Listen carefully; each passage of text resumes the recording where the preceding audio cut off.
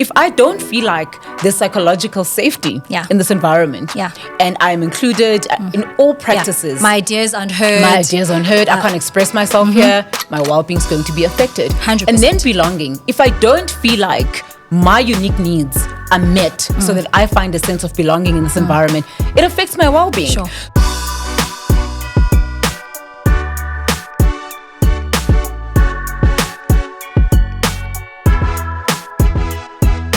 Hello everyone, welcome to yet another exciting episode of Earnings Unleashed, a podcast dedicated to unlocking the pay potential for employers and employees alike.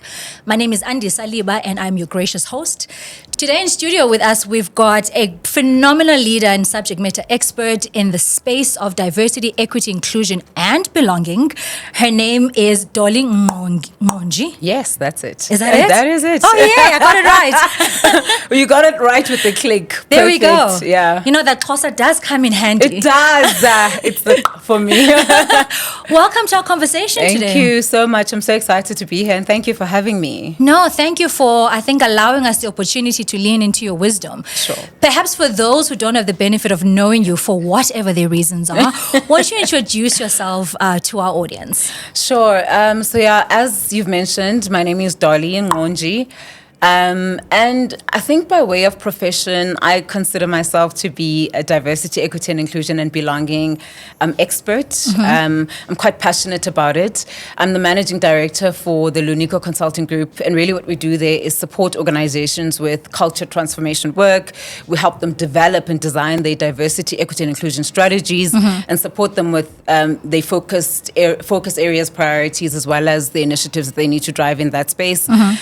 So I'm an HR practitioner, I think, by way of profession, with over 18 years of experience, having supported businesses to deliver their people strategies against the business strategy. I've worked for many multinational organizations on that front, really just delivering on that people strategy. Beautiful. Yeah. And maybe let's get right into it, Dolly, because I think there's so much to unpack. The richness and the complexity of this topic. Perhaps we won't have enough time to peel back the layers today, but I think we'll certainly make a fair amount of an attempt to do so. Talk to us about the importance and the intersectionality of DEIB and wellness, because somehow these two do merge at some point in the employee life cycle and in the journey of the employee within the construct of work. Absolutely. And I think this is such an important topic that's often overlooked because the implications of employees' well-being heavily hinges on diversity, equity, and inclusion and the environment that's created within the different facets and organizations at hand. And if I think about it just as an example, what we normally do is that we want to tailor initiatives or well-being strategies based on what we think is best for employees without necessarily assessing the different constructs and the dynamics within the environment that people are operating in. And so we kind of use a blueprint well-being offering out of the box that says this is what we believe is the right well-being offering with its associated initiatives. But we don't care to understand, as I mentioned, the different constructs. And what I mean by that. So if we look at diversity, equity, and inclusion, maybe specifically diversity now, there are various dimensions of diversity that people within organizations need to understand in order to understand the unique needs of employees. And by that I mean understanding the racial construct, educational backgrounds, cultural backgrounds, the gender, and religious affiliation. So they're different dimensions. And so if you don't unpack that and understand the unique needs of employees in relation to those different dimensions, you don't necessarily then know what to tailor or what offerings to tailor in terms of well-being. So it has to be that we understand what data tells us in relation to that in order then to kind of understand what well-being strategy to tailor against what your diversity, equity, and inclusion basically tells you. And the other element, which is most important for me, is around inclusion. So when we are defining our well-being offerings, it's not just because we're doing it for employees, we're doing it for individuals who come with different lived experiences, right? And so my needs may not necessarily be yours. So how do we segment needs of our employees based on understanding those different constructs? And so understanding that when we're talking about are my opinions valued, Am I able to express myself in this kind of environment? Am I able to thrive in this environment? That may mean different things for you and I. Right. And as a result, well-being then means different things for you and I. And another example I may give you is, if you understand my religious affiliations, you may understand that when you're building a prayer room, I may not be comfortable sharing that room with another person who's got a different affiliation to me. Yeah. So it's really just being sensitive just around those constructs and the dimensions that make up who individuals are. So essentially, gone are the days where we are boxing employees, number one, resulting to boxed or out of the boxed well-being offerings that are tailored for employees. So there's a natural fit there. So in order for you to understand what well-being strategy and the initiatives, you've got to understand the essence of what makes up the body of your employees, and using those different dimensions. Yeah. Gosh, I really want to stay with this line of thought, because you've said so much, and there's so many of these layers that I want to peel back. I've got such an appreciation that you are helping us to deconstruct DEIB past the traditional markers. 100%. Right, so the traditional markers of race, gender, and all of those things, and then going, what's below the surface? And so wellness, quite rightly, put, wellness for me looks fundamentally different wellness from you. Even when we earn the same amount of money, right? Like what we've been exposed to, the level of responsibilities we shoulder, all come and kind of play into play in terms of how well do I show up in the workplace.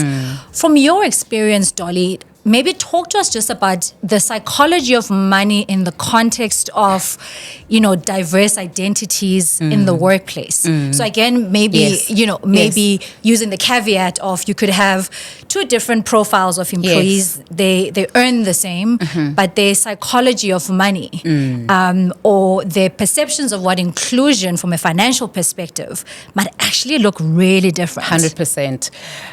Again, another important point, because it talks about privilege.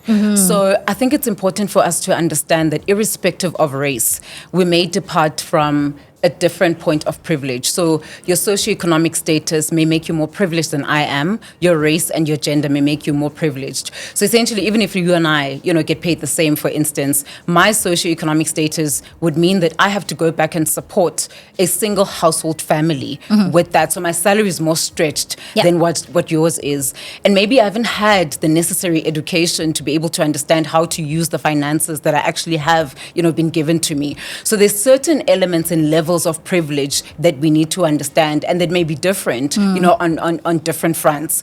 And so I think it's important that we play that role of understanding people's individual and lived experiences and the impact that has on that. Because the way that I view finances may be different from the next person. How do I stretch it? How do I budget? So how do I stretch my net pay, right? Whether I'm investing, whatever the case may be. I may not have grown up in a family where investment was important and I was taught how to invest, but you may have. And as a result, for me, I'm really using my finances to kind of scrape the surface and just to attend to basic needs that I need to in my household. And so the minute you start understanding that, and I think organizations have an important responsibility to understand those dynamics. And I'll tell you how and why maybe they can actually do that. I do think that if we're intentional about understanding or supporting employees in terms of financial inclusion, we need to first do the due diligence of understanding what are the pain points of our employees in relation to financial constraints.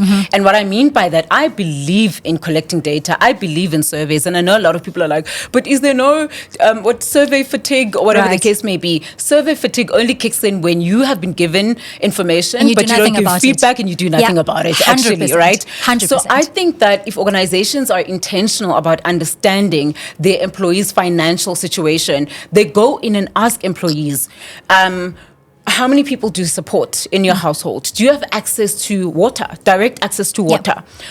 How many people are you supporting with your salary? How many meals do you have a day? So the minute you go in and try and assess and understand some of those nuances and dynamics, then you will be able to understand who to support and when to support. So if you're the majority of your African demographic population is saying to you, actually, my pay is not enough and I am supporting, I'm the breadwinner here. Yeah.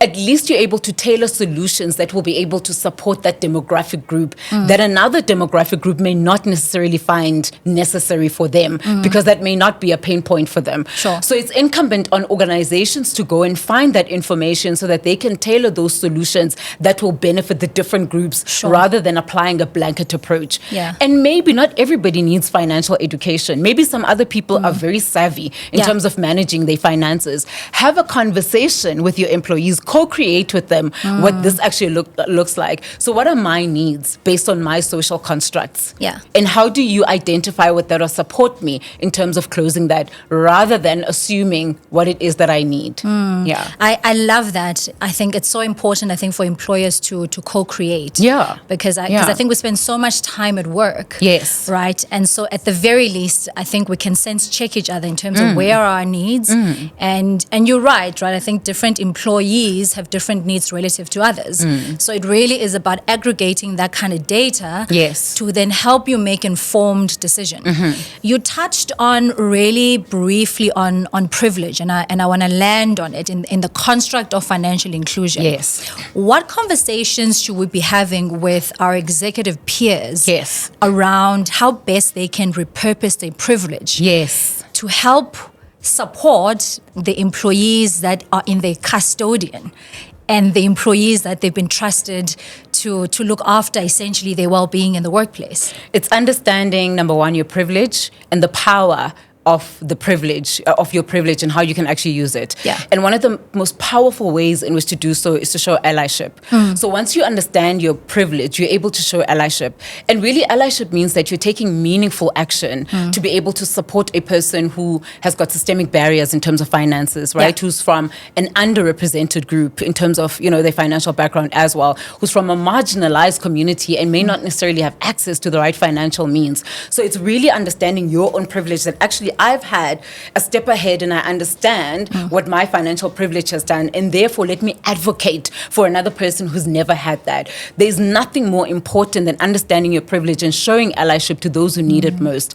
And what that means is that as an executive, yes, it's understanding privilege, but it's also intentionally showing allyship. Yeah. As an exec, when I talk about allyship, it's going back, number one, and scrutinizing pay parity or pay gaps within your own space. Right. You take that as your responsibility and you don't wait for HR to say, okay, it's that time for us to do adjustments. We're giving you 1% to address those anomalies. No, you take an active step to understand your landscape and the function that you're in.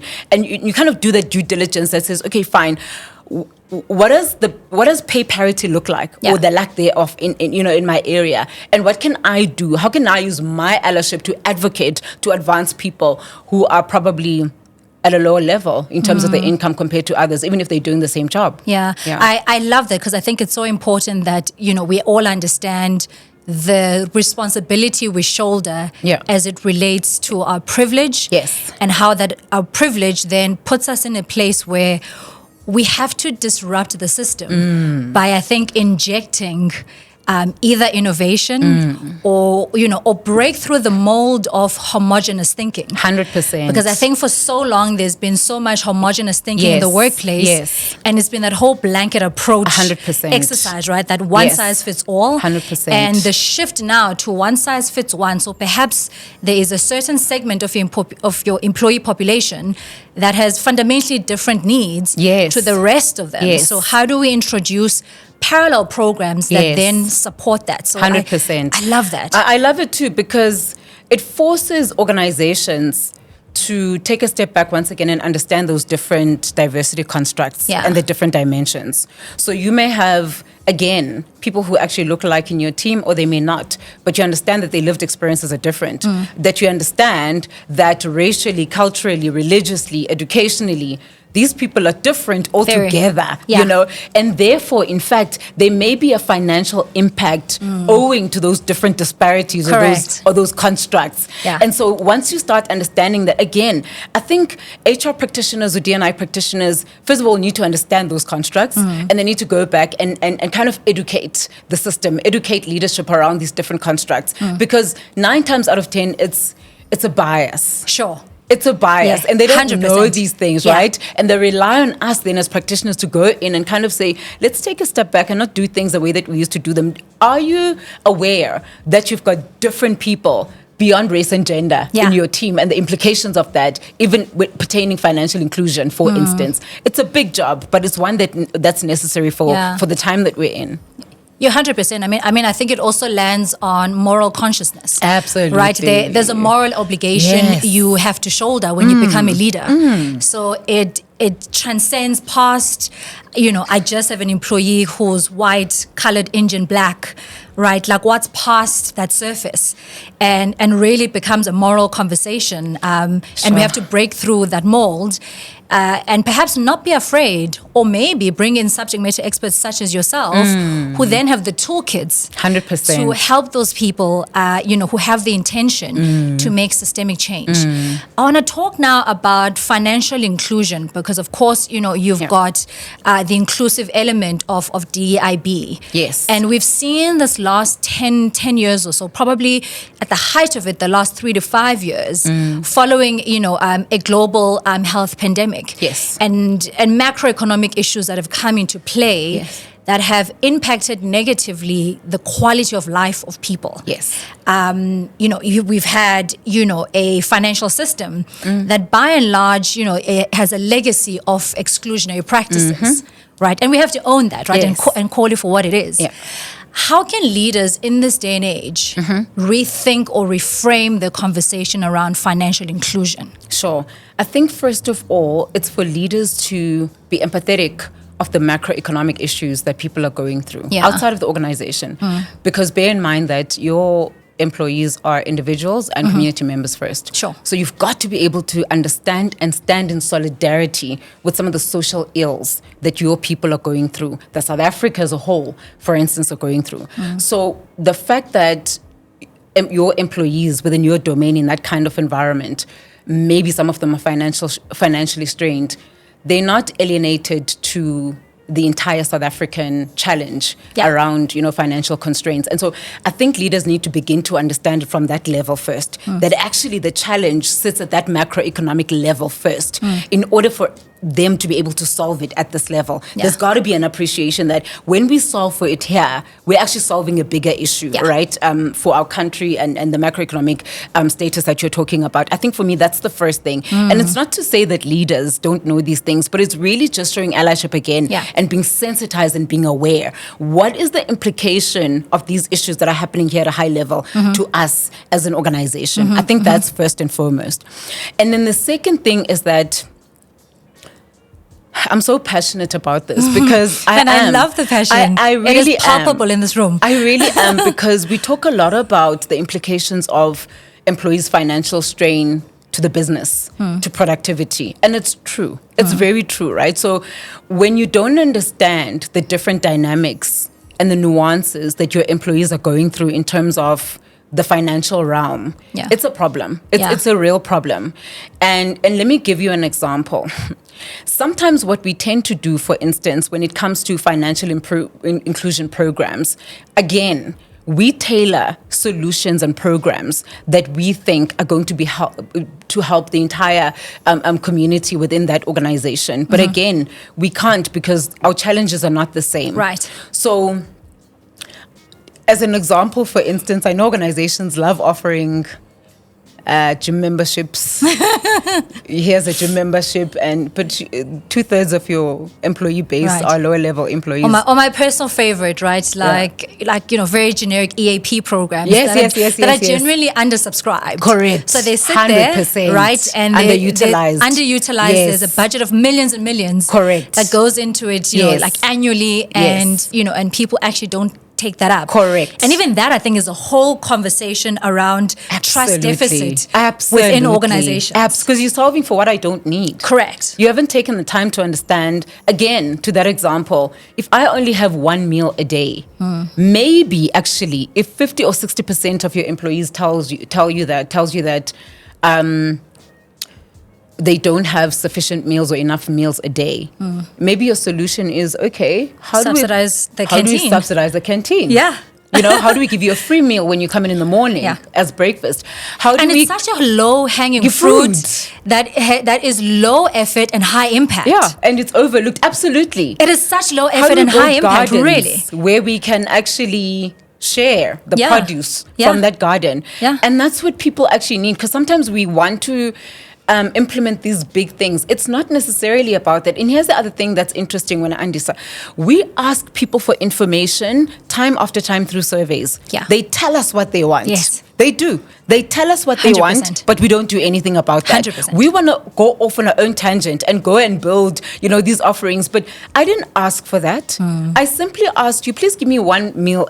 Give me one meal in the morning for breakfast. Yeah. That's all I'm asking you to do. So don't overlook what I'm asking you. Right. So essentially how leaders can show allyship in terms of financial inclusion, understand what my needs are. Yeah.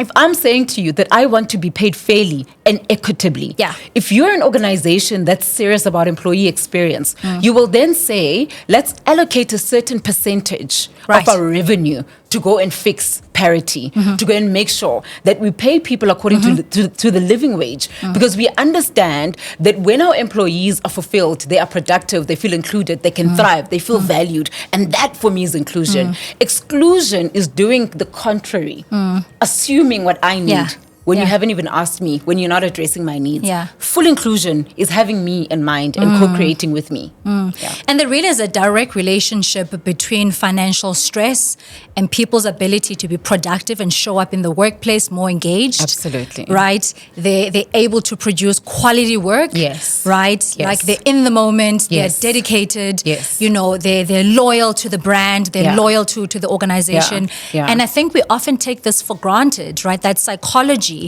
of these two worlds, that when people feel like they are seen, they are heard, their voices matter. Absolutely. Their contributions matter. Right? The direct, thing for the organization is, you get to reap the fruit of the 100%. seed. And so to your point, right, if you make that investment and you invest in people, you understand the individuals behind the profile, the resume, the job title, right? So who is this individual? 100%. What do they actually need? Yes. And how do we then as an organization show up to support that? And the derivative of that is then you get well-balanced employees Absolutely. who will go over and beyond their call of duty for you naturally and 100%. organically, where you don't have to beat it out of them, 100%. right? And I think that's so spot on. For me, the challenge again, Andisa, here is that we as HR practitioners have got to level up. And what I mean by that is that we've got the data. We ask people, and I'll give you an example. There are well-being related questions that we ask people in our own surveys. We ask people. Do you feel like you can manage your workload?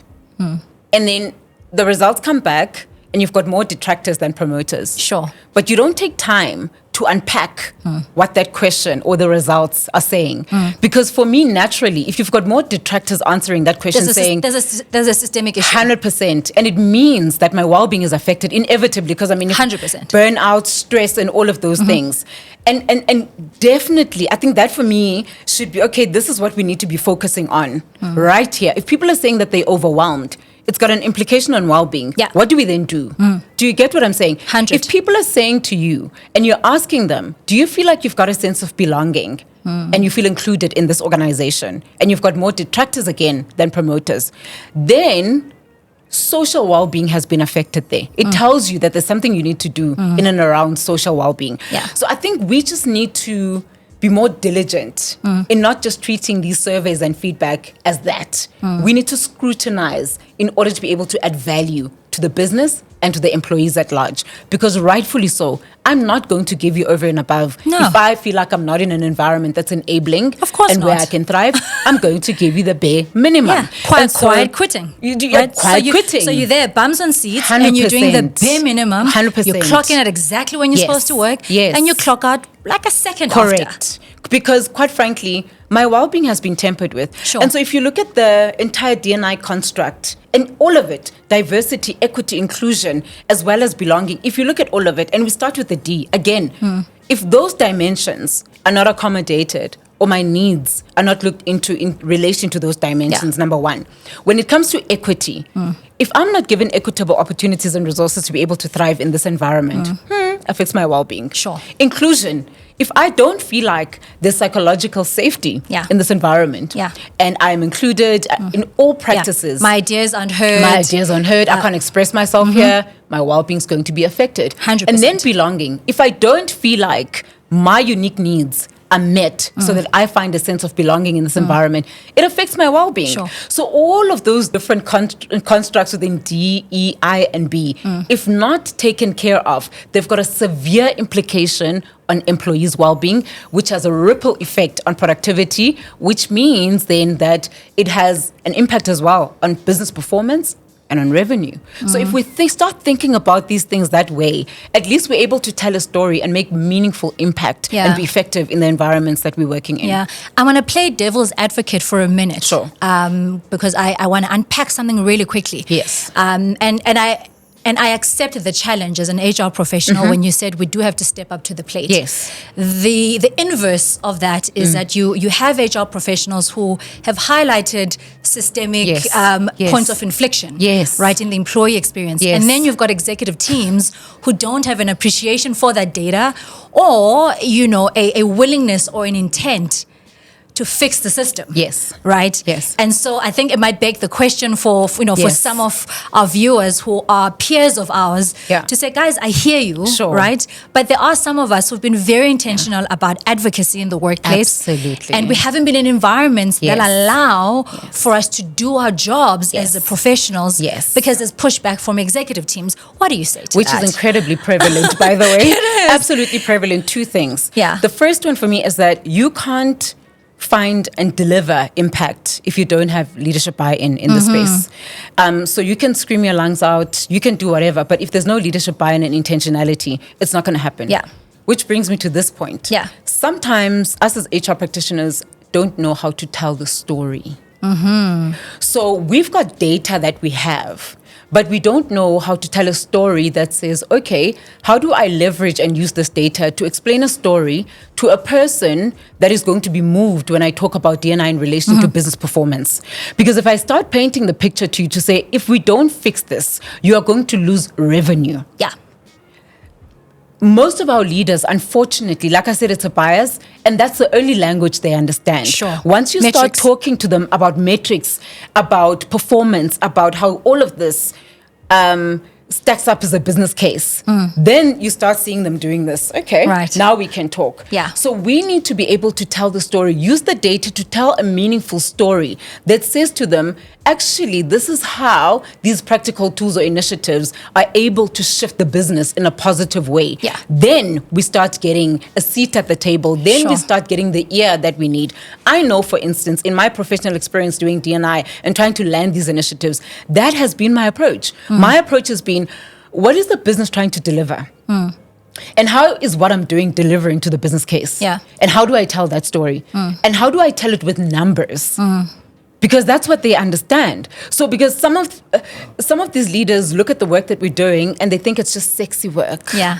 It's nice to have stuff. It's the fun and flirty stuff. It's the fun and flirty stuff. Yeah. But once you're able to make the business case stack up by virtue of the numbers, then you are going to get the ear. So we have to be able to be good at telling the right story about the implications of whether or not some of these initiatives are implemented. Sure. Yeah.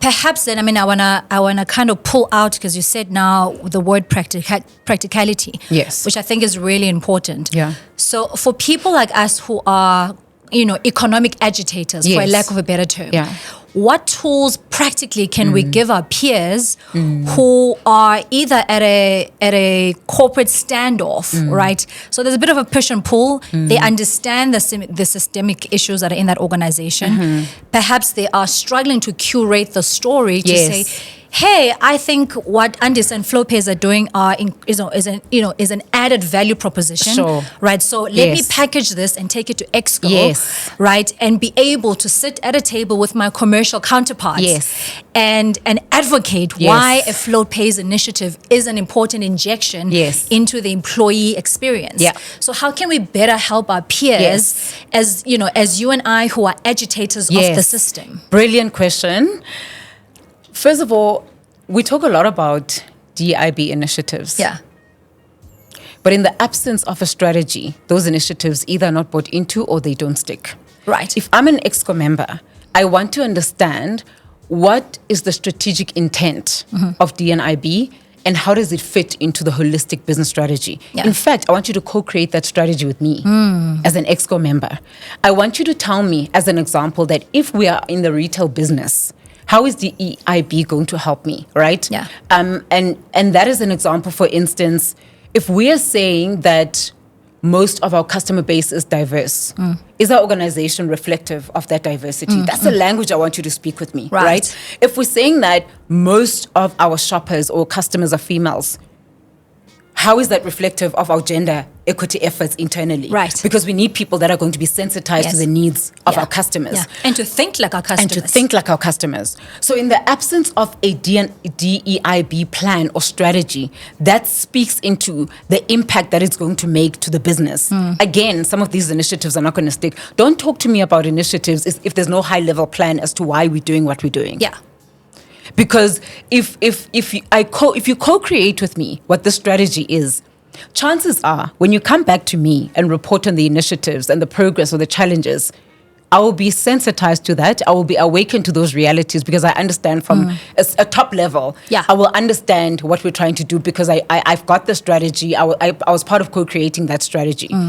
The second thing for me, I think we need to be intentional about creating platforms to give feedback around diversity, equity, inclusion, and belonging. And again, using the indices and the matrix that we're talking about. So, as an example, for instance, in an organization I've worked for, I created a platform called it was the Transformation Committee, and it was mandatory for all Exco members to understand this committee to attend this committee. And in there, we unpacked diversity, equity, and inclusion and belonging in terms of numbers, all the different matrices. So when it comes to diversity targets, we showed them the progress that we're making. Yeah. When it comes to equity, we showed them, the progress that we're making. And so you create intentional platforms to be able to kind of unpack the progress that the organization is making so that they can actually hear you in those platforms. Yeah. Lovely. Yeah. Lovely. I want to talk about what support looks like because I think it's great we can talk about examples, I think from a leadership perspective. Yeah. How best can, I think, employers set up employee, support groups where employees can participate in dialogue, meaningful dialogue, right? So we also don't want to create hubs of gossip, right? So and there's a difference between these two things, right? There's the necessary water cooler conversations, and I think for some people, it's good for them to vent. And and to let off a bit of steam. That's great. But how can we construct meaningful, sustainable support groups where employees can participate in, where I think folks like you and I or otherwise our peers can aggregate that data to feed into an already ongoing lights on strategy around what DEIB looks like to ensure that there's consistent alignment to a degree. Yeah. I think, once again, the idea of having employee resource groups is important because you want like-minded people to be in one circle to discuss challenges that are relatable and potentially, to your point, come up with solutions. Yeah. Right? But I think it's also important to understand what those employee resource groups are. It's not for us to sit in the corner once again and kind of define to say these are the employee resource groups that we actually need. You may, based on what data is basically telling you, but you also need to co-create that with your employees. 100%. You need to ask them, what are your needs? What kind of support structures do you actually need from us? And some may say, okay, we want to talk about prayer rooms. Okay, number one, religious affiliation. Number 2, we need an associate resource group for academics because we play multiple roles. So we need people who are like-minded to come and talk about academic issues. Or research. Right? Women in leadership, women in finance, and all of that. Yeah. And so it's important for us, yes, to dissect the data to basically understand, for instance, if we've got marginalized communities and people from the LGBTQI plus community, you may want to create a resource group for that because you want them to discuss like-minded issues and challenges. Absolutely. Also, and equally for people from disabled communities as well. You want to be able to create that. The reason for creating employee resource groups, yes, it is to create a platform for like-minded people to discuss, similar issues. But at the same time, you want to unearth challenges and the support that they need so that you can implement practical and intentional solutions coming from those people directly without you insinuating what they actually need. Yeah. So essentially, people in those resource groups use each other as a crutch. Sure. So I may not be able to resolve or solve for a particular issue, but maybe you've been through it and I haven't. I may not be able to kind of solve for the financial constraint that I have in whatever particular area, but Andisa may have, and she can actually support me to overcome that. Yeah. And it's important. Or even provide alternative ideas. Yeah. And so beyond it just being lip service, it's also circling back and capturing the data and the insights that are coming from those resource groups to say, okay, what are the challenges that you guys are facing in terms of key highlights? Yeah. But what support do you actually need? Then you're able to solve for that. And so for me, it's a two-pronged approach. It's one, looking at your data, looking at your entire value chain and associate life cycle, and looking at what data tells you in terms of the needs and the groups that you have within your organization, number one. And number 2, co-creating, asking your employees. We are putting together employee resource groups, and therefore we will have an hour session to kind of hear from you. What would those look like for you? Yeah. What do you need? And from there, they will tell you. Then you can help establish those. But within that, then you support with the governance. Sure. Because, and the compliance, because 9 times out of 10 they may not necessarily know the structure, right, to follow, and the governance and the principles and the terms of reference.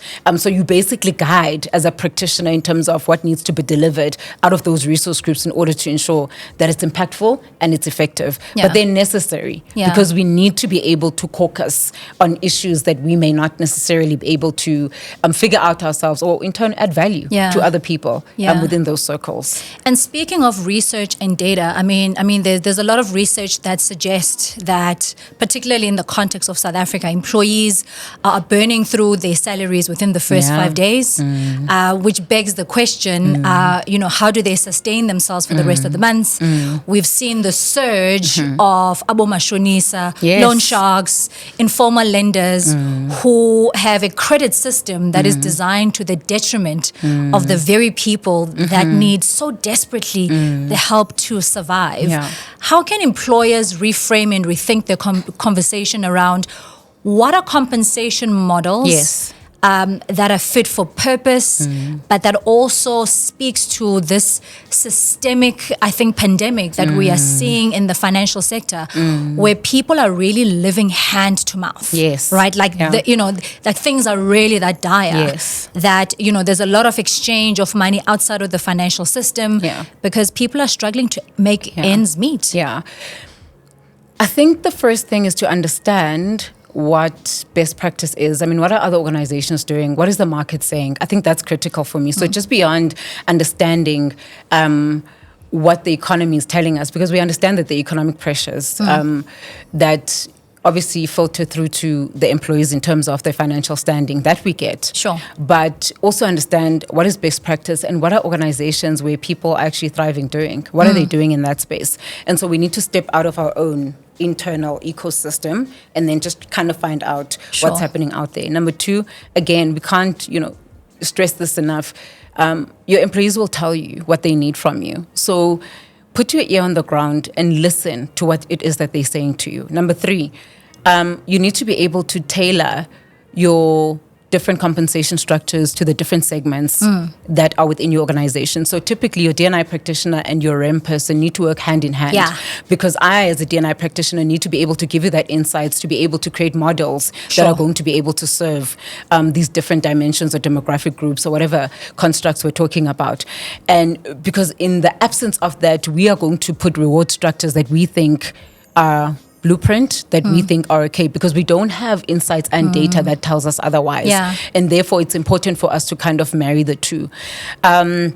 Again, I think for me, we need to find meaningful ways of stretching employees' pays. And I'm not talking about giving people advances, because I kind of think that perpetuates the challenge. Of course, it's there, for emergencies, but I do also think that if we give employees advances without necessarily unpacking the implications thereof, right? It becomes a limitation, and it actually perpetuates the financial constraints, if you want, as well. And so I think we also need to be disciplined as well as HR practitioners to be able to take a step back and understand the implications of some of these things that we're offering. Sure.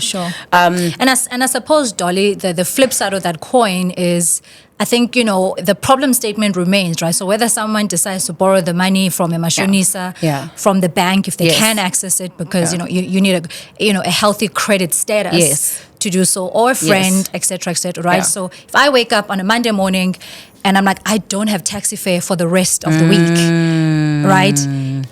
However we slice and dice it. Sure, I still need the money. I need to make it to work. So I guess it begs the question, are there opportunities for alternative thinking around lending or accessing of money to enable, I think, for people to be, economic participants of the economy? 100%. And I think that we can do it in many ways, I suppose, but we can't take away the importance of financial education. I love that. We have to, but I think maybe look at it differently, because if I'm going to go and ask you for an advance, maybe say to me, okay, fine, I'll give that advance to you, but you need to complete this module or segment of financial education. Do you know what I mean? So there's a level of accountability that you place on the employee as well, to say, I want this advance and I need this money, but in order for me to understand the implications, I'm required to go and educate myself, and the module is available for me to go and complete. And once I've completed that module, assessed on that module, it doesn't have to be a long module, but the criticality of the elements that need to be covered in there.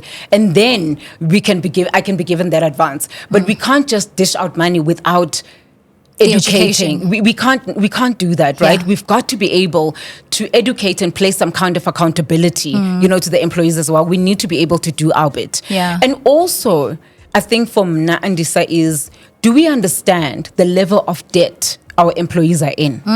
Because most of us don't. No, we don't. I mean, there's another stat that suggests that north of 9.5 million, active credit users in South Africa have got bad debt.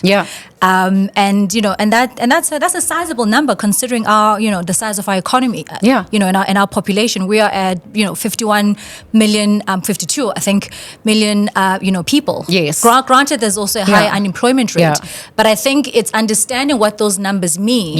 From a macroeconomic level, for us to then start making decisions and extending the lever of inclusion to not 100%. Only just be inclusion in the context of, the traditional markers, but what does true financial inclusion look like? What does true educational inclusion look like? And what does true digital inclusion look like? And how do we marry these three tenets for a holistic experience in the workplace? And also appreciating that whilst you understand, let's say, for instance, you do now understand the financial pressure that your employees are under, and you understand the debt status. It's possible that businesses may not be able to afford to close that gap by giving employees increases or whatever the case may be. And frankly, that's not the silver bullet either. Correct. It's not the silver bullet either. But I think it's also incumbent on us to find the different alternative ways in which we can stretch employees' net pays. Again, going back to the discussion we had earlier on, understand, if you need to give people discounts at grocery stores so that they can get groceries at a discounted price, maybe do that. Yeah. Do you know what I mean? But find meaningful ways that are practical to be able to assist your employees. If your employees cannot get to work, can you find a transport system that can get them to work? So it's really just about thinking about the means that you can employ and deploy outside of us having to say, okay, fine, we've been given 1% stash from the revenue to be able to close those gaps. It's really being sensitized to the needs of the employees beyond the workplace. Honestly. I mean, if you think about what used to happen in schools, I don't know if it still happens, but the school system used to provide for food for students. That was one of the solutions that they tried to carve out, right? So that kids don't starve the entire day because they haven't had a meal. They were sensitized to those realities.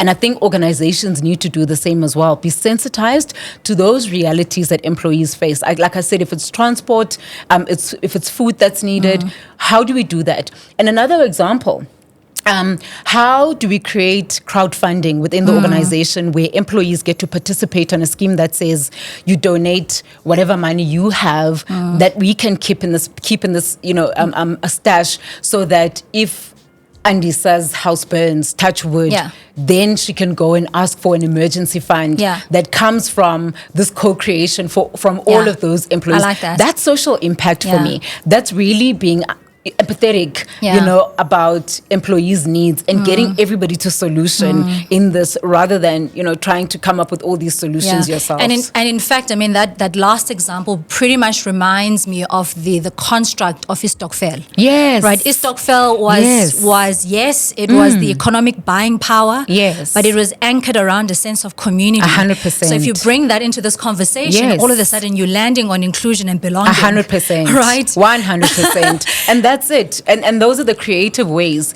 because you're right. I mean, then I feel like I took part of this.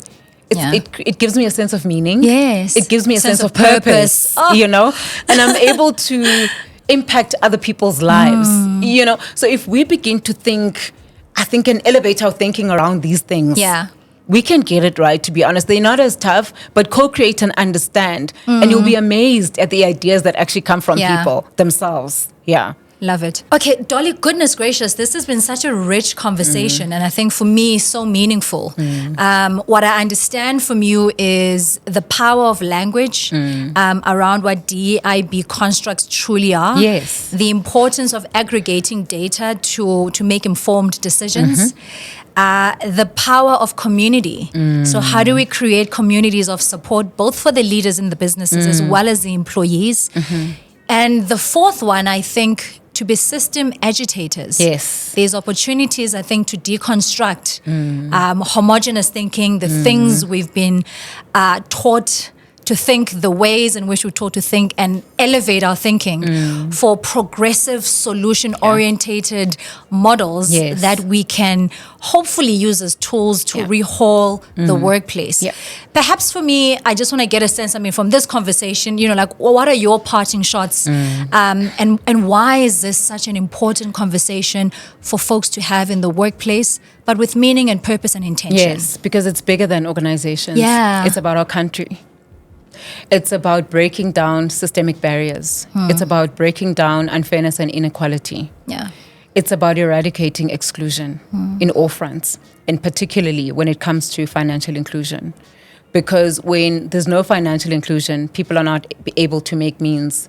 That poses a limitation, I think, to the country, to society, to homes, and to individuals, right? And so there's a ripple effect, to be honest, if financial inclusion serves as a barrier. So the mandate is not necessarily only for organizations, but there's a call out for, I think, organizations to think about the country as a whole, and how do we liberate people through understanding and standing in solidarity with some of the pain points when it comes to financial inclusion in our country. And then taking ownership, I think, as organizations, and accountability to make sure that we close those gaps, but with intentionality, that it's not lip service, that we don't deprioritize our employees' financial inclusion because we're so fixated on operations and delivering against business strategy that we forget who makes up or that the success of this organization relies on people first and foremost anyway. Yeah. That in actual fact, if my people are not set up, I'm not going to win as an organization altogether. Yeah. So if that becomes my departure point, that actually the mandate is bigger than the way that I'm looking at it, and that the organization is made up of individuals that need to thrive, that need a sense of belonging, that need to feel like they have a part and a meaningful part to play within this organization. And therefore, we find whatever means we can to ensure that every single person is financially included. And understand that this is not a destination. We understand that. It's a journey. But also about the intentionality. Yeah. Your employees will stay if they see that you're intentional about financial inclusion and finding means for them to be able to survive financially. They will stay. So it's broader than that. It's about economic inclusion. And that's why, for me, this discussion is critical. Yeah. It's economic inclusion. It affects families. It affects societies. It affects so many other people. So I think once we remove the blinders as leaders, as practitioners, and start looking at things that way, where we are creating meaning to the entirety of South Africa as a country, or whatever country you're from. I mean, if you're watching this, it's critical. It really has a long-lasting and meaningful impact beyond just the organization. And of course, naturally, if you solve for that, your organization will thrive. Yeah. It will thrive. We hear a lot about employees that feel drained, they burnt out. And all of these things. But I think it's also important for us to understand where it stems from and try and solution for that, so that employees are in environments that are enabling, where they can be productive and deliver against what's required in the business. No, you're quite right. I mean, I think it's important that we live and breathe Ubuntu, that we don't just say it, that we attempt in the workplace to restore people's dignity. Absolutely. And to preserve people's dignity. Through the tools at our disposal, through DEIB, not just as a concept, but as a way of life. It's a humanitarian issue. 100%. It is a humanitarian issue. And I love the fact that you're talking about dignity, because diversity, equity, and inclusion and belonging hinges largely on dignity. Absolutely. Am I seen? Am I valued? Do I count? Yeah. That's you acknowledging. Do I matter? You're acknowledging my dignity. So it is an absolute humanitarian issue. It's not just another checkbox exercise. Yeah. Dolly, I want to thank you for allowing us the time to lean into your wisdom. Thank you for being so generous with your expertise. I've thoroughly enjoyed this conversation, and I hope those of you who are watching have as well. If you want to get in touch with us at FlowPace, you can find us on www.flowpace.co.za, and we will see you next time. Thanks, Andisa. Thank you. Amazing. Thank you. Thank you.